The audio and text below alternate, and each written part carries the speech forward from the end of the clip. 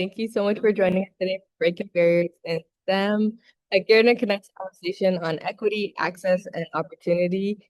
Just a little introduction about myself. My name is Paula Shah. I am a program manager at Visions of Science, where I lead engaging STEM programming for our junior high school youth. I'm currently a second-year Master's of Science Management student exploring the intersections of science. Oh, raise hands, sorry. Of science, innovation, and social impact. I also completed my undergraduate studies at the University of Toronto, Mississauga, with a double major in biology and political science and a minor in professional writing and communications. I also am a published author of Remember Me, my memoir. I'm very passionate about community empowerment and equitable access to STEM. I'm committed to creating meaningful learning experiences that support youth in learning and realizing their potential. I'd also like to start off by sharing a little bit about the Gairdner Foundation and the outreach initiative that has made today possible. Gairdner Connects is the Gairdner Foundation's national outreach program bringing science to communities across Canada. Through interactive events, open conversations, and digital resources, the program sparks curiosity, inspires future innovators, and encourages public dialogue about how specific science research helps us tackle the global health challenges that we face. Partnering with over 20 academic institutions and programs, Gairdner Connects engages more than 6,000 students each year and creates meaningful opportunities for the next generation to learn from global health leaders. Today's event is a part of that national effort to make high-quality science engagement accessible to everyone. And a little bit about Visions of Science. Visions of Science is a nonprofit organization dedicated to creating equitable pathways in STEM for youth and communities all across the GTA. We work at the intersection of education, community development, and social impact, ensuring that every young person has the has the opportunity to explore, thrive, and lead in STEM. Our mission is transforming communities, society, and the planet through equitable access to STEM, and we are committed to advancing STEM equity by engaging Black and racialized youth from low-income communities and disrupting systemic exclusion in STEM education and careers. We pursue this mission through two complementary program streams, our Catalyst programming, which offers short to medium engagement, focusing on a broad reach of youth, and our Journey programming, which provides long-term, intensive, and successive engagement in select communities. Together, these streams form a comprehensive pathway of support that empowers youth to build the knowledge, skills, and confidence needed to shape their futures and drive meaningful change. These commitments closely reflect with the themes of today, breaking barriers in STEM, where we are collectively exploring what it means to create inclusive pathways, expand opportunities, and ensure that all young people can see themselves in STEM. Visions of Science work sits within this broader movement, advancing equity, challenging systemic barriers, and opening doors for youth who have long been underdeserved in STEM spaces. Another partner that we'd like to thank is Telus Health. We also want to recognize Telus Health for generously sponsoring this session. We're grateful to have them as partners in this work. So thank you to all our partners. Just to give you all a sense of what to expect for this event, we are going to start with a 15-minute video that highlights the voices of students, staff, and mentors from Visions of Science. In this video, you'll hear reflections on STEM equity, what supports matter, what barriers young people are navigating, and what they envision for the future. After the video, we'll move into a panel conversation with our speakers. You'll meet them right after this video, so be patient. Throughout the discussion, I encourage you to listen for themes, ideas, and questions that resonate with you. After the video, we'll close with about 15 minutes of audience Q&A. You're welcome to submit questions through the Q&A portal of Zoom, and we'll return to them during the Q&A portion. Thank you so much for, again, being here and being a part of this conversation. We're really excited to begin with a video featuring the perspectives of students and community members. I'm excited to watch it all together with you, and I hope you all enjoy. Wait, let me check if you're... Okay, sit straight.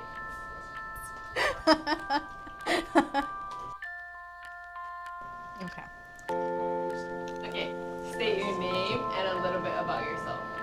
My name is Agbeth. I'm 15. I'm in grade 10, and my interest in STEM would be like coding, technology, and those things.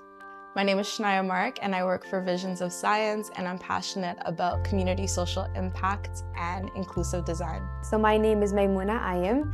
I am currently in my last year of high school, and I want to pursue in STEM, mostly cognitive science. My name is Samaya.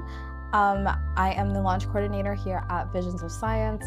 My undergrad, I went to UTM and I did a specialist in molecular biology and a minor in chemistry. I'm currently pursuing my master's in applied clinical pharmacology.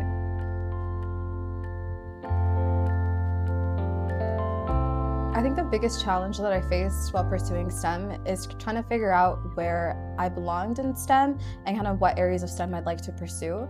I think overcoming this barrier, I had to really research about what I liked and kind of seeing what areas were out there in STEM. And I had to do some inner reflection and kind of see what I'm passionate about, what I enjoy, the things that I like to do, and how that translates into opportunities in STEM. So just learning more about the STEM fields and kind of different opportunities that exist kind of helped me navigate my path. So a challenge that I faced was like doubting my abilities when things got tough. So like, for example, when I'm at school, when things are tough, I kind of push away from it. But obviously you can't do that with homework and stuff. So I try to not overcomplicate things and say, let's just face it. I didn't have the best grades in high school. I would say more so grade 11 and 12. Science became really difficult for me, especially chemistry and math. And so it made me feel like STEM wasn't something that I would be good at if I had pursued it in post-secondary. And so I would say definitely just my confidence took a hit in grades 11 and 12.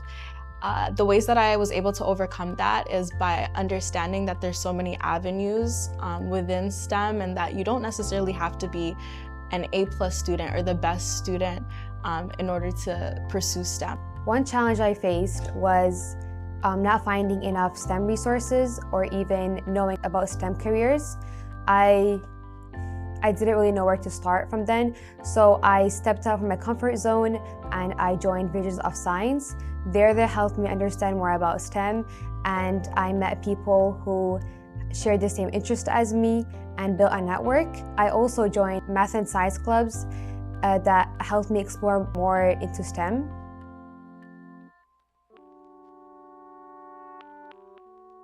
Someone I really look up to is my older sister, Zahra. She's in her 4th year at TMU. She has been part of my STEM journey by helping me choose my secondary courses and also guiding me through my post-secondary career path. She always had taught me that hard work goes hand in hand with confidence and not to doubt myself. Watching her become the person she always dreamed of makes me want to work harder. I think my biggest role models have definitely been my parents. So my dad has a background in STEM as well. He pursued a degree in computer science. So growing up, seeing him do his work, and he's also one of the smartest people that I know. So I've kind of always wanted to follow in his footsteps. My mom is also a huge motivator for me. She's so inspirational and has always supported and encouraged me to pursue my passions. And one of those interests and passions is STEM. A role model, I would say, is my sister. Because before I didn't really like STEM, but now after being involved and seeing cause she wants to have a career in that, I seem like it's not that bad and STEM could be an interest for me or a career for me in the future. I think my mom has been a huge role model and influence in my journey. She works in healthcare, and so she always encouraged me to not shy away from taking STEM courses in high school. She's the reason why I ended up taking science and continuing on with math. And so I really feel like her support is what kept me going and allowed me to build my confidence as time progressed.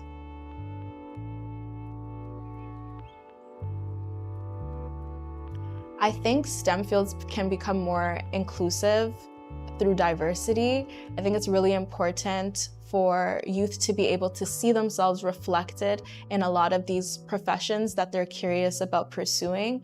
And so companies are definitely encouraged to ensure that their team is reflective of the next generation of youth that are coming up after them. STEM fields can become more inclusive by having early access to opportunities. So having youth learn more about different careers and different opportunities in STEM can really ignite their passions very early on and help them pursue a career or different opportunities in STEM.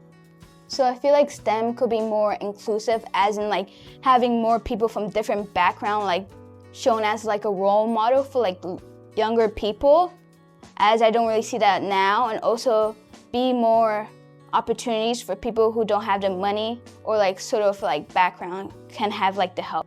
So some opportunities, maybe like after school programs, clubs like in my school, because like there's not a lot of programs like that or clubs like that. And overall, just like being involved with students like me. I think it's really important for youth to be able to explore their curiosity, ask questions, meet people who are actually in the field and pursuing STEM. It makes a difference to be able to go to some of these spaces and field trips as we do with Visions of Science, and being able to really just be there. Just having that hands-on immersive experience makes all the difference.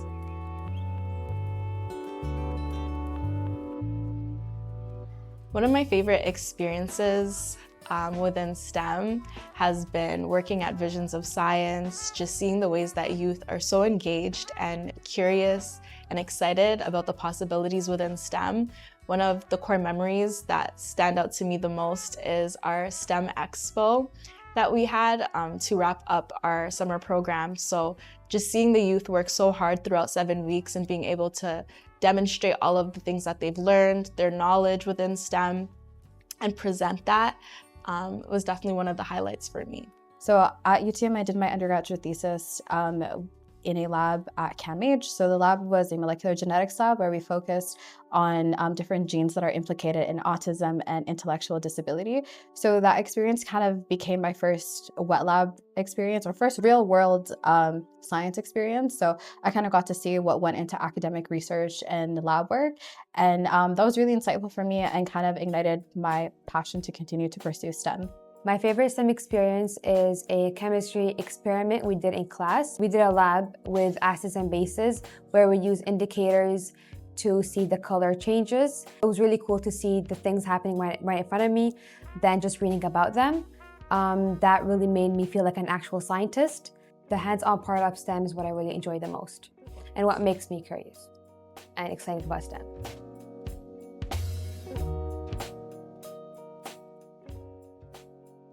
I think technology or innovation can make a big difference in everybody's lives, like making communication faster, improving healthcare, or even creating cleaning energy. We're living in a world where we can have access to as much information as possible.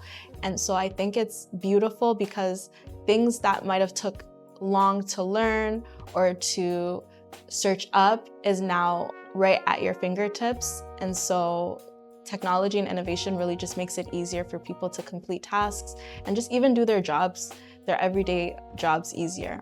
You see so many new innovations and technologies, like for example in gene therapies or in medical devices that are benefiting and positively impacting people's everyday lives and making life easier or improving quality of life.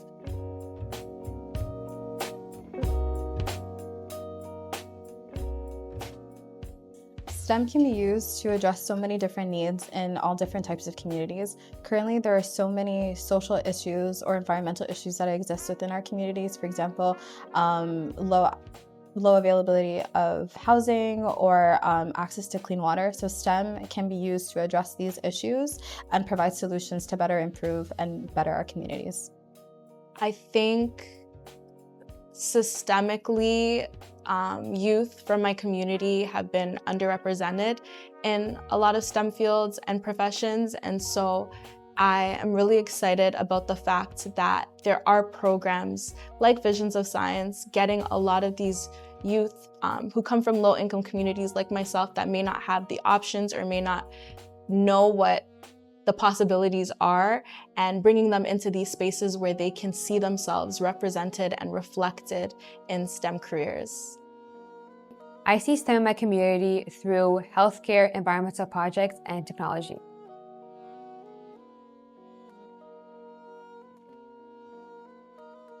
So one of the biggest issues I would like to address and solve in global science is the bias in research and knowledge production.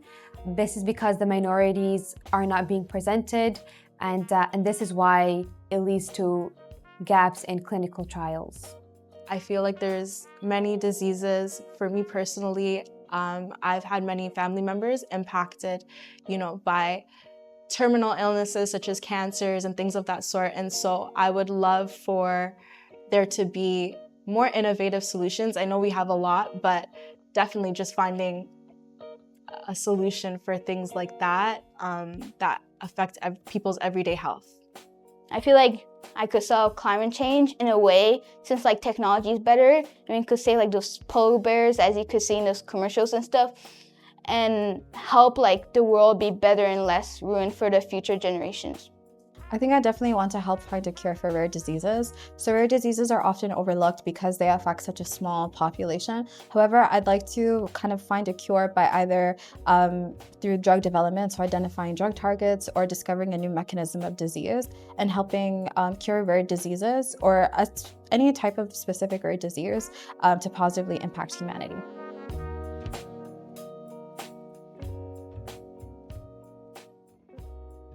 I think what's so exciting about science is seeing the pace of innovation, seeing how technology and innovation kind of come together to impact not only society, but people's individual lives.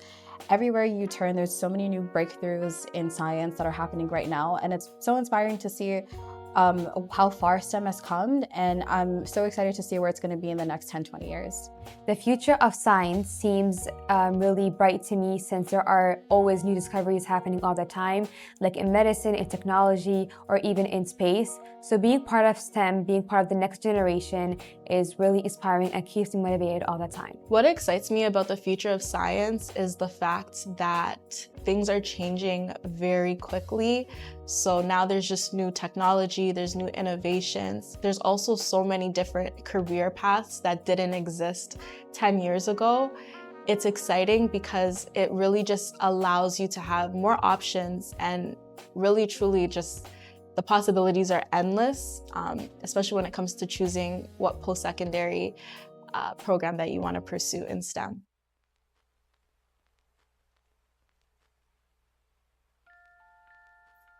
I would tell them to continue to be curious, keep exploring, don't let barriers such as the fact that you may not be the best at a subject or have the best grades deter you from pursuing STEM.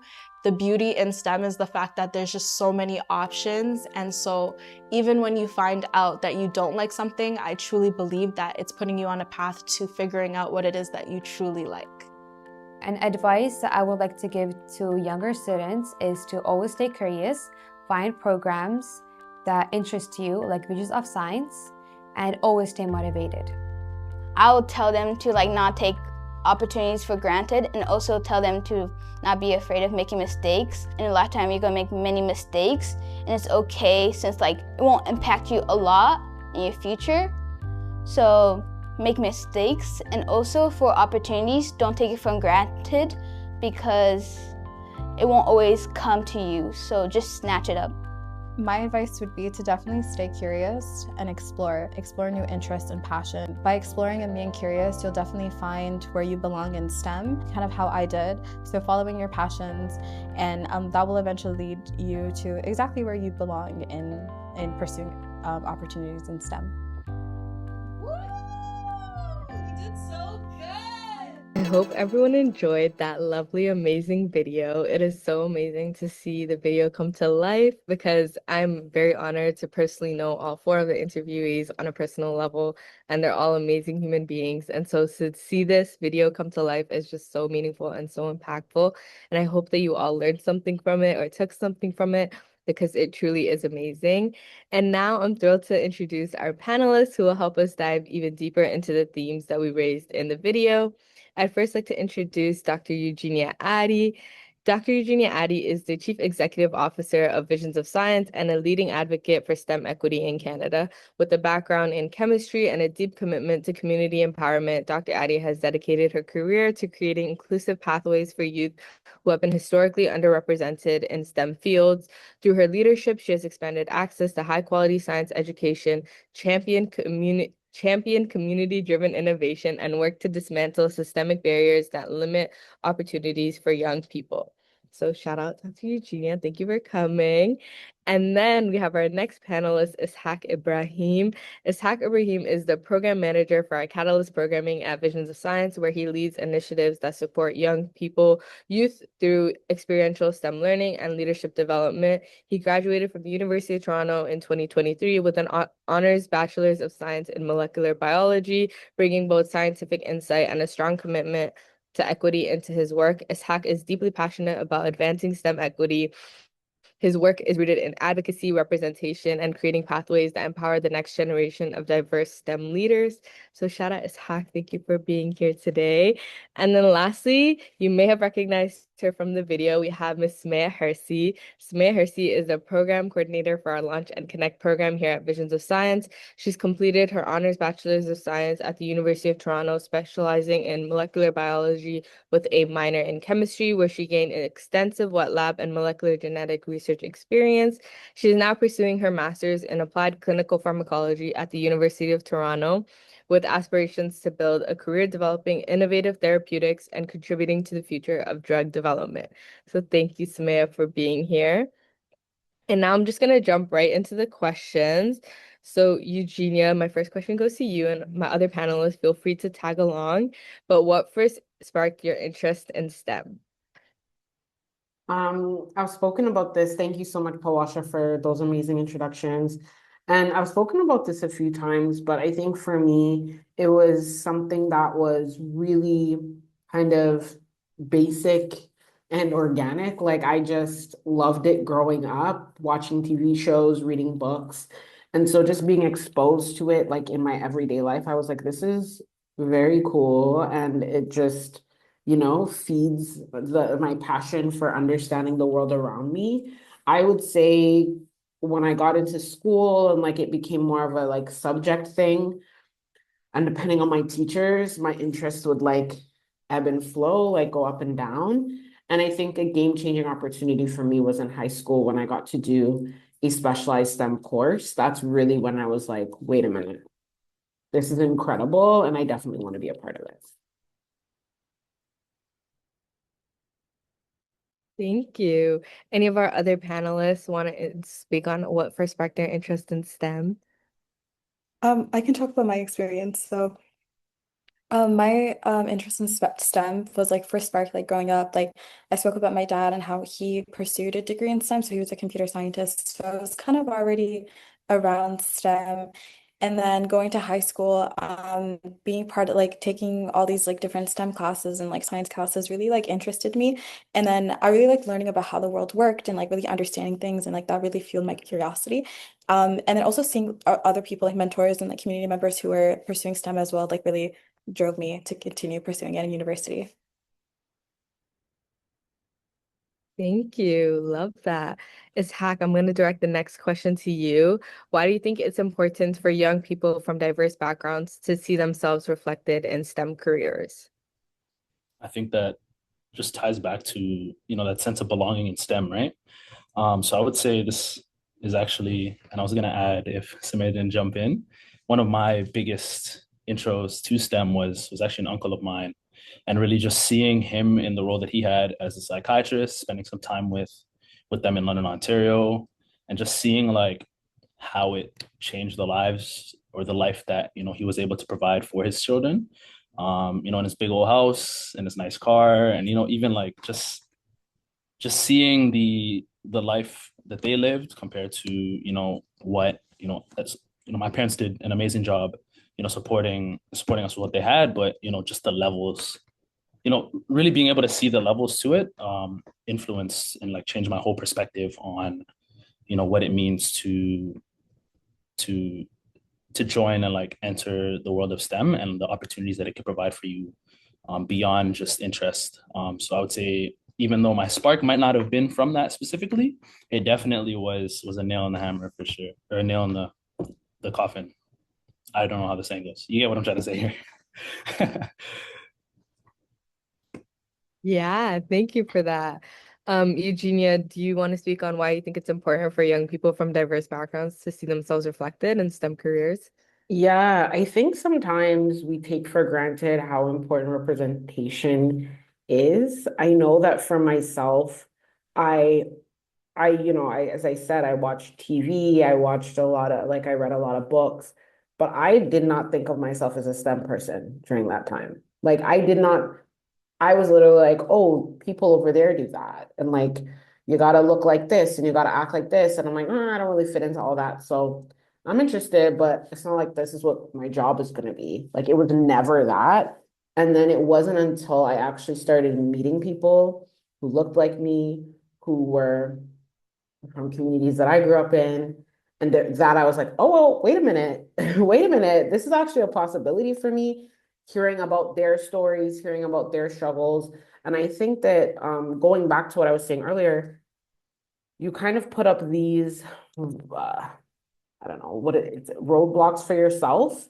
I think it's part of, just systemic exclusion, but I definitely, like, I remember clearly in middle school not seeing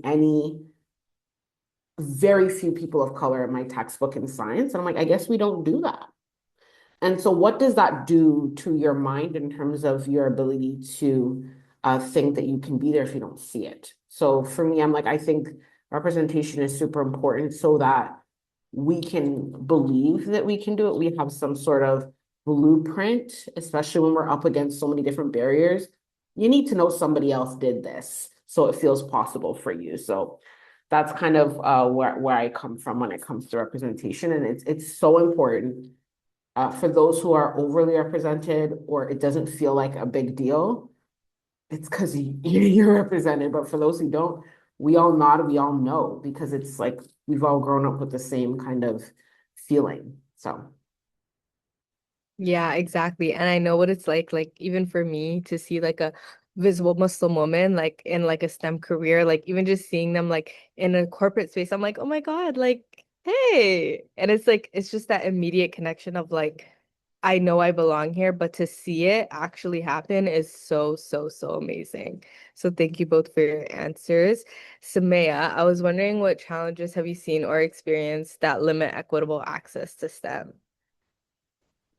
Yeah, so I think like a huge barrier that like limits access to STEM kind of starts in the classroom.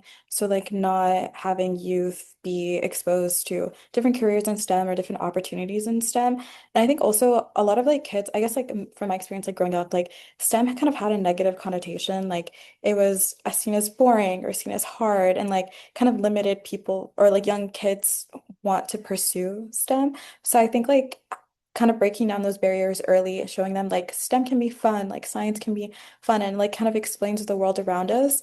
And then also like bringing mentors and like people that like that representation thing we were speaking about. So seeing different people in these STEM fields can really like push students to kind of want to pursue STEM, like showing them that it's fun and that it's, a really good experience. So yeah. Yeah, that's very crucial. Like showing them literally like one of the biggest things at Visions is like with our younger youth, we're not really focused on the technical. We're just there to show them like STEM is fun. Like you can see STEM. And like that's so crucial. It's just like to get them in the door before we even introduce them to like the barriers and they see it themselves. Like they just need to know it's fun and that it's something that it's worth pursuing. So yeah, I really agree with that, Samaya. It's Hack. I was wondering if like you had any supports that made a difference for you or any supports that you had wish have been available in your STEM journey. I think I have a very fortunate example to just have lived.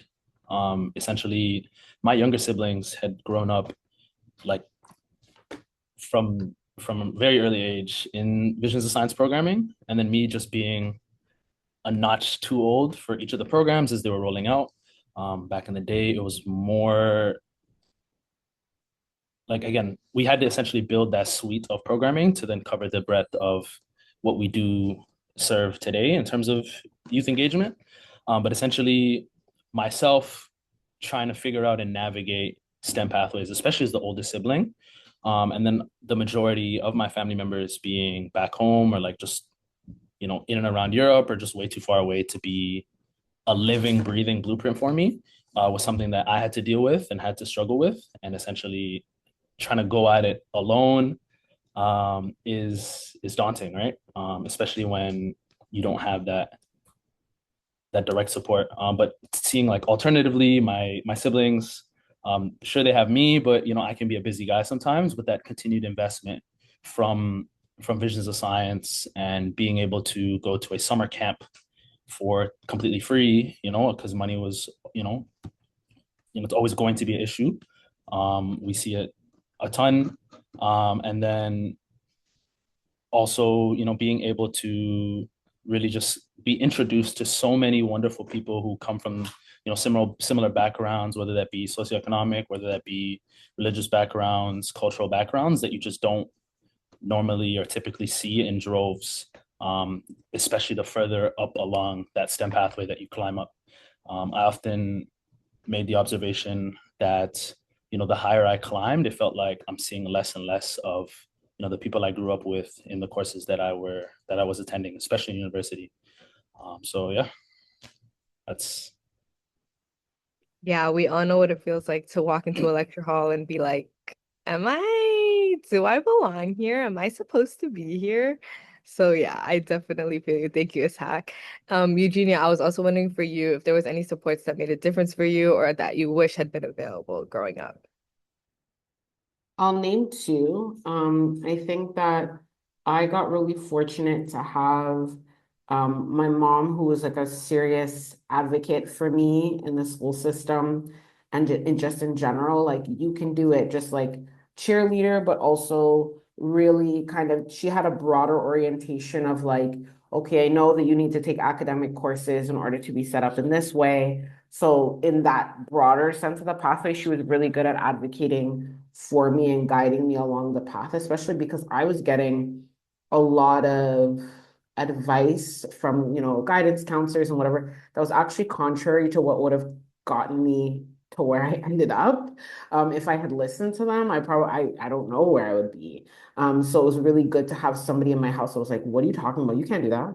We're not doing that. So that was helpful. I also had a lot of mentors around me in the programs that I attended. Like Isaac, I didn't have a Visions of Science growing up, so we had like a makeshift sort of network of people through the programs that I was in. That was really helpful. And I'll say one thing really briefly. I remember I was in the library at UTM, and another Black girl came up to me once and was like, I always see you studying here. What are you taking? And I told her I'm in science. She's like, I'm in science too. And she sat down with me and mapped out like the next 4 years of my stuff. Like, these are the courses you need to take. This is what you need to do. Watch out for that professor. If you get them, this is what you do. And it was just like a stranger. And it was just like an hour of support. And it's like, that's what we do for one another in community. And I was like, everyone should have this, like formally. This shouldn't just be like a flyby. And I think to tack onto that, I think I wish I had more formalized supports and less like serendipitous kind of moments, because I would always walk away being like, oh, thank God that happened. But then I'm like, oh my goodness, like, so is nobody getting this stuff? Like, it was just very scary to kind of feel like if I wasn't in the right place at the right time, my life wouldn't be where it is today. And I'm like, that does not make sense to me, which is why I'm so passionate about the work that we do. And I think that if I could go back, I'm really happy I got into chemistry and did all the things that I did. But being exposed to Visions of Science programming, I wish I had understood all that STEM had to offer. Because truthfully, like, I just kind of knew about medicine and like the very traditional fields. I didn't know anything about engineering. I didn't know anything about other things. And I just think I would have just like appreciated the opportunity to have a little bit more choice.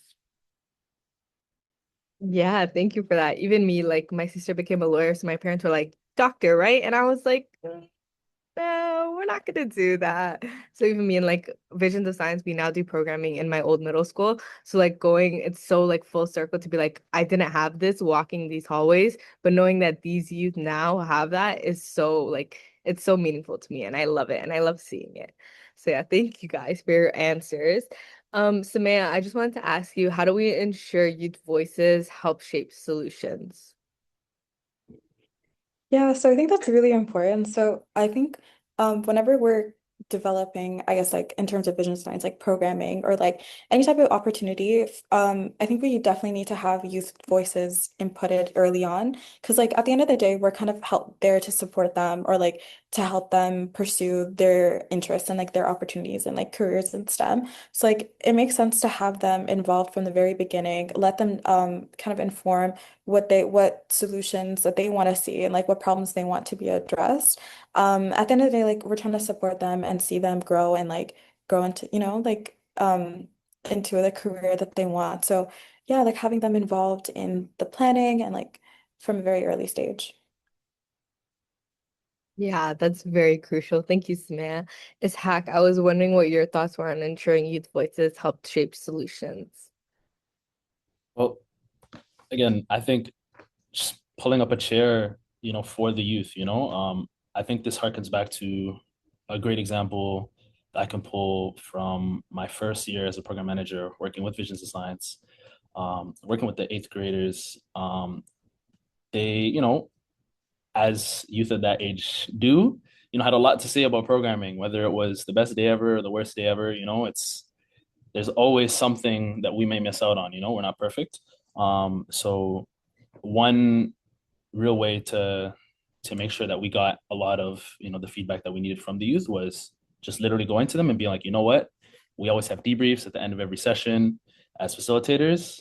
Why don't you two, some of the most outspoken participants that we had, come join us in these sessions, and then we'll have a debrief with you guys involved. You guys might have to step out the last 15 minutes so we can talk about things that may pertain to youth, that they may not be able to hear, but at the same time, just opening up that space and then seeing the night and day switch of like them being in like okay, this is the focus, like lock-in mode part of the day versus they're having fun time in programming. It was like mind-blowing to really see them contribute in a space where they felt like they were not only just included, but that their voice held the same amount of weight as the facilitators in the room. So again, those are like, I don't know, it was definitely an eye-opening experience, and it's something that I carry forward into a lot of my work to this day. Yeah, thank you for that. And you bring up a really amazing point. Like a lot of the times youth have a lot to say. It's just they're not given the space to be able to vocalize that. And even if they are given that space, it's not exactly a welcoming space. So making sure that they are welcome, make sure that they feel safe enough that in that environment, they're like, not only does my voice matter, but my voice will lead to action. And I think that's so, so, so crucial. So thank you both. Eugenia, I was wondering what your thoughts were on like what systemic or institutional barriers still limit representation in STEM. I have many thoughts on this, but I think that I think I'll say I'll start from like the overarching theme and really harken back to the climate that we're in today, where there's there might be a critical mass of folks who don't believe that this is actually an issue and a problem. So that if you're starting from there, you're already down. So I know that when I think about the barriers, I know what the barriers are, but sometimes the data that we have access to doesn't actually speak to that. And in many of the circles that I sit in, as a CEO of Visions of Science, as a scientist myself, they show me the data, and it's like it's not disaggregated. It's not disaggregated by race. It's not disaggregated by income. So it almost feels like I'm making it up. But we all know that this problem exists. But I'm taking, some data from the U.S. So that I think the lack of data to validate this as an issue has created just an issue of validation. Like, is this real? I'll say yes, it is. But I think it's been hard to have those conversations at times. And depending on the climate that we're in, it gets harder and harder.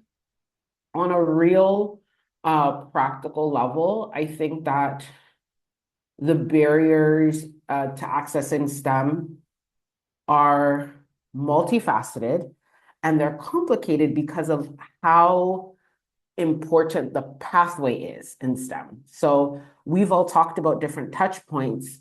Data shows that like your STEM pathway starts as early as like preschool. And there are levels of attrition at like every critical point. Level of attrition in grade school. If you don't have a good teacher, you're down. You hate it. I'm not a math person. You don't have the confidence. Middle school, if you don't feel like you can identify with STEM people, that's not for me. I'm not into it. Bye. I'm not a STEM person. High school, if you say you're not a STEM person, you say this is too hard for me, you're not going to take the courses that will get you into the the prerequisites that will allow you to pursue it.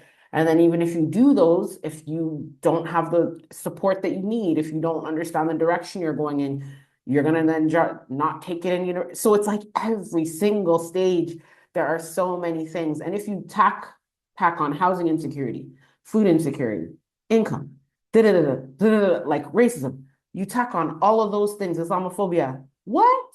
It's like the barriers, it's like it's almost a dog pile of barriers. So sometimes I tell people that have really made it pretty far in STEM, I'm like, congratulations for making it. Because you've had to overcome a lot to be here. And I know personally what that looks like, but I don't think there's an appreciation of how complex those barriers are and all the work that needs to be done to get there. We can't just say, if we pay for your university, you'll be fine. If we do this, you'll be fine. We kind of have to look at the whole picture and the whole journey. So, yeah. Yeah, thank you for that. Literally, even for me, like I was fluent in English all my life, but I was in ESL up until grade 10. For what reason? We don't know. And we still will never figure out. But here I am. So yeah, thank you, Eugenia, for that. Samaya, I was wondering if you had any thoughts on any systemic or institutional barriers that still limit representation in STEM. I think Eugenia touched on basically everything. That was such a perfect answer. But I honestly don't have much to add. I think probably also financial barriers. So living in low-income households. So that also adds to like the lack of opportunity for people in like in these communities. So like they're not at they don't have all those opportunities, like the nepotism or like the parents with connections and stuff. So they're already kind of at a disadvantage. So allowing for, or I think, yeah, putting opportunities or helping students or youth from these communities access STEM and like help them with these opportunities, doesn't give them an advantage, but puts them at the starting line. So like to help to pursue opportunities in STEM. So yeah, I think that's also a really important point. Yeah, thank you for that, Samaya. Like even for me, like financial thing is so important because there were days where like my dad would always drop us off to school, but there were days where he had to go to work and like we would walk to school and I thought it was the most like imagine I'm starting off my morning walking to school. Like it's just not. It was just a journey. But yeah, thank you. Ishaq, I was wondering what your thoughts are on what leadership in STEM looks like for underrepresented groups. And what would you say to someone who feels like they don't fit in STEM spaces?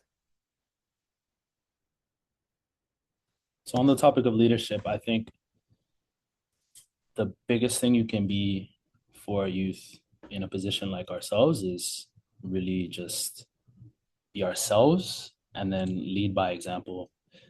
The trials that we faced, going into the careers that we've chosen, the STEM interests that we had are going to be some of the same trials or, interests that the youth that we face, that we work with are going to have as well.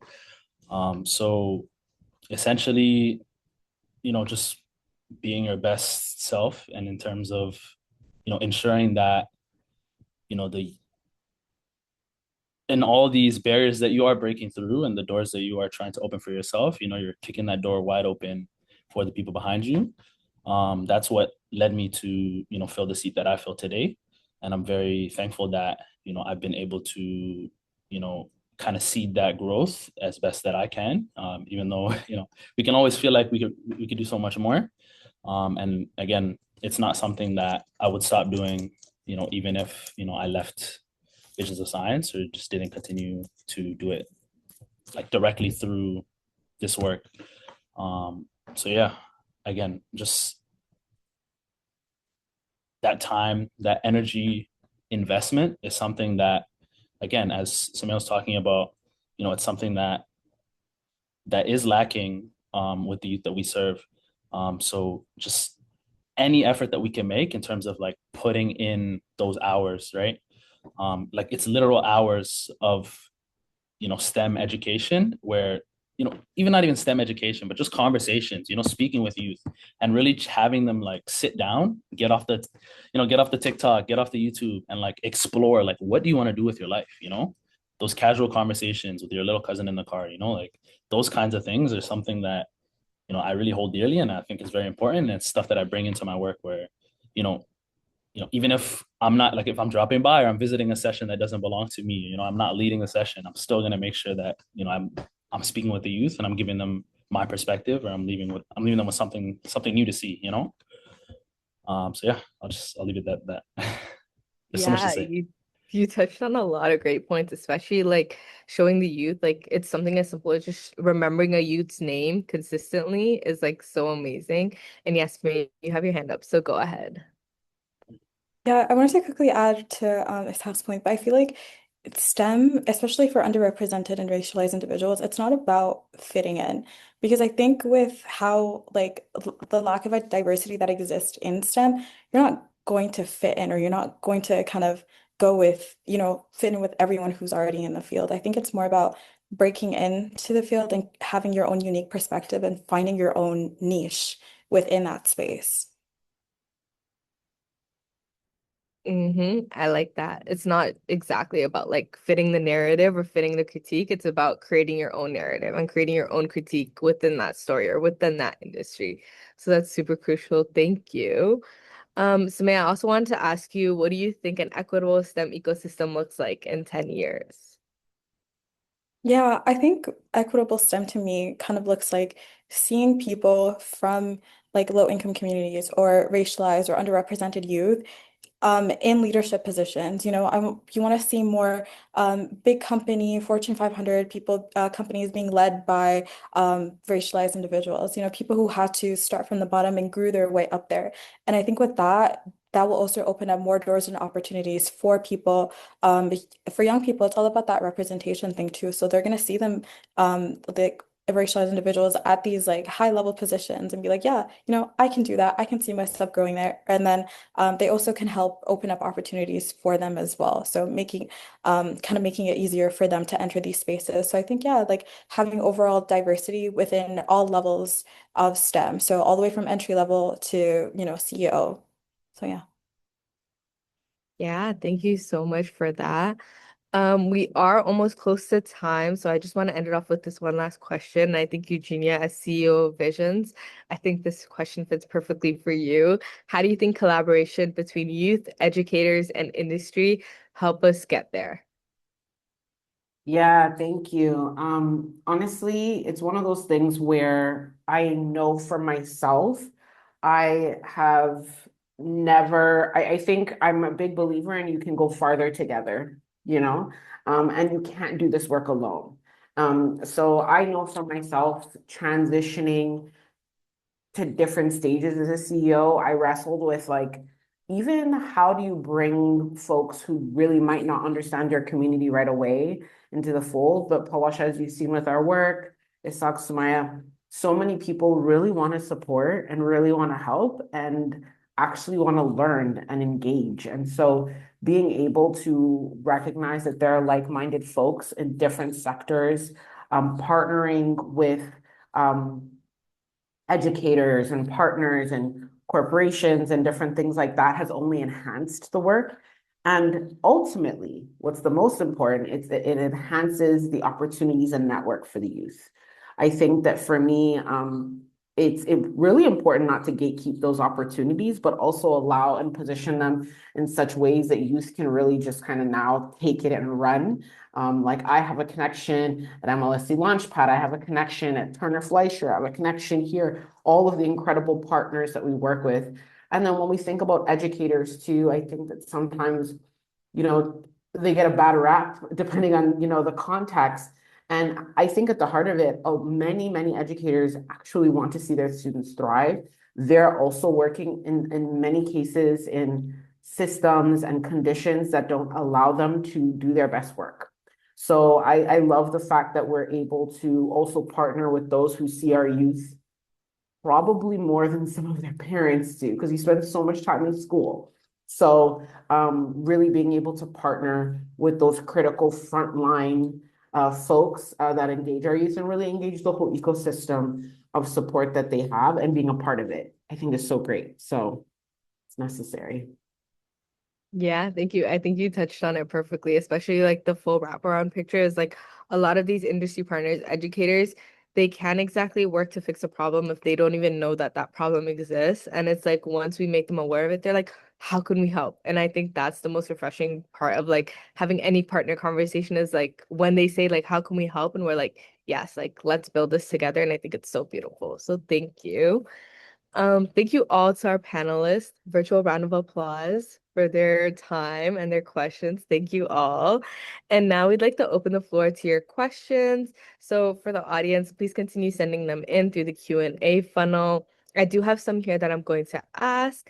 And yeah, some of them may be directed to a specific panelist. Eugenia, we have one question already for you. So yeah, I'm just going to start with that one. Dr. Addy, who are some of your mentors? Yeah, so I have mentors in every facet of kind of my life. I'll say my STEM mentors, I didn't have many to begin with. So some started off as really great teachers, and then like older students who I met on campus that just kind of helped guide me and folks in my lab. I'll also say that my biggest mentors are probably people that grew up with me in community. So I was really part and actively part of my community center and my community hub that we had here for youth. So everybody that worked there, I looked up to and they helped me in whatever. They were not STEM people, but they were just people who cared about my success and they just like did everything that they could to just make sure that they hooked it up for me. I'm a big believer in mentorship, so I really try and find mentors in spaces where, you know, maybe I don't have access to this or maybe I don't know too much about this. Is there somebody that does, and can I talk to them about it? So, yeah. Thank you for that, Eugenia. The next question is for anyone on the panel. Mr. Padney is an associate from Idea STEM, and I really appreciate the work you are doing and that you are representing underrepresented groups in STEM. Another underrepresented group in STEM is persons with disability, and I was wondering if Visions of Science has youth with disabilities as well.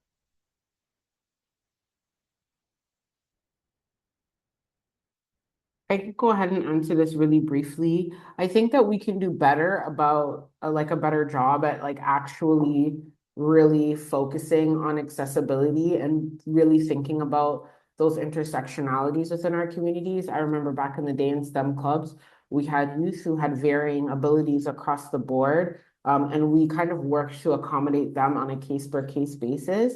I think that we have to still continue doing that work and being way more intentional about what that looks like, and also making sure that we as facilitators and staff are trained appropriately and have the things that we need. But it is an area that we're really hoping to grow in because we recognize we don't want to be in a community and a youth actually self-selects themselves out because something about our programming is presenting a barrier for them to come. So you bring up a really great point, and thank you. I don't know if anybody else wants to add to that. Yeah, thank you, Eugene, for that answer. I think it's basically the same thing. Like we deal with it on a case-by-case basis, but definitely learning to be more intentional with it is going to be super, super crucial for the future. We have another question, and this is for anyone on the panel. I've seen Visions of Science is expanding outside of the GTA. How far within Canada is that? Oh my God, we love talking about that conversation. Yeah, maybe I'll get into it really briefly. We have aspirations to have at least a national influence. I'll say that ISAC has had the opportunity to go to Nova Scotia and scope out different partnerships, and we have like a whole project and ideas on doing that. But right now, we are really trying to focus on some core communities within the Greater Toronto Area while expanding at least provincially when it comes to our, you know, Catalyst type programming. We'll see what the future holds beyond that. But we definitely want to keep ourselves open to make sure that at least youth from across the country have access to STEM. Yeah, thank you, Eugenia. And yeah, Ishaq, I don't know if you want to, not to put you on the spot, but I don't know if you want to briefly speak about your experience in Nova Scotia and how that was. It was wonderful. I think again we had a very fortunate opportunity with a partner to bring us out, and along with supporting us monetarily for the work that we're doing in expansion, also bringing a few members of the team out to collaborate and connect with all of the recipients of the grant, to connect and collaborate and really see what the grand scope of community development is occurring throughout the country. So it was an eye opener for me personally. It was the furthest I've been away from home at the time. So it was an eye opening experience, I'm sure, for my colleagues and the organization as well. And I'm very excited to see how we can really leverage those connections that we've made. But again, not too much to say on that outside of that. And I guess to add, it's very easy to have ideas of world domination when it comes to how much can we do. We want to do it all, but I think one thing that I've noticed with Visions of Science is our leadership team has done a really good job of stepping back and really understanding that it is important to grow responsibly and with a plan and action, and to really take time to develop that. So I have nothing but faith in my leadership team to execute on that. So yeah, man. Yeah, thank you, Ishaq, for that. And even like I know Visions as a Visions team, we're really dedicated to like trying to go bigger and better, especially within our Catalyst programming. And I know even Gairdner, like our partner, shout out to Gairdner. I know they really like want to also like broaden their reach of students across Canada, and they do that through their online resources and even like this event itself, like the open access event, making it virtual, making it something that's open to everyone. So yeah, it's a really great opportunity. And yeah, that's all for questions. So we wrap up, I want to extend a heartfelt thank you to our panelists for their insights, honesty, and leadership. Thank you as well to everyone here for joining us. I know it's 4 p.m. on a Friday, and thank you all for taking the time out of your day to join us and ask thoughtful questions and even being a part of this conversation. We're honestly very grateful to the Gairdner Foundation, Vision of Science, and Telus Health for supporting today's session. I truly enjoyed the session and I had a lot of fun moderating it and being a part of it and learning every single day. And I think that's something that I really take with me is consistent learning and learning something new every day. So thank you all. And yeah, thank you all so much for coming. And that wraps up today. And honestly, I'll just end with this. Building a truly equitable STEM ecosystem is something that we can create all together. It takes partnership, storytelling, and a commitment to uplifting the communities who have historically been left out. When we share our experiences and work collectively, we open doors for the next generation, and that is where real change begins. Thank you all so much for being here, and I hope you enjoy your weekend.